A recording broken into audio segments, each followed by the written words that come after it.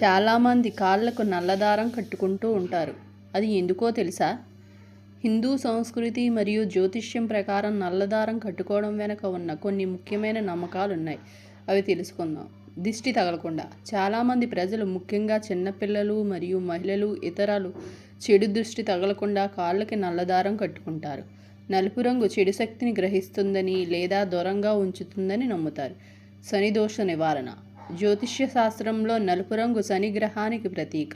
కాలికి నల్లదారం కట్టుకోవడం వల్ల శని ప్రభావం తగ్గుతుందని, శని దోషం ఉన్నవారికి మేలు జరుగుతుందని కొందరు విశ్వసిస్తారు.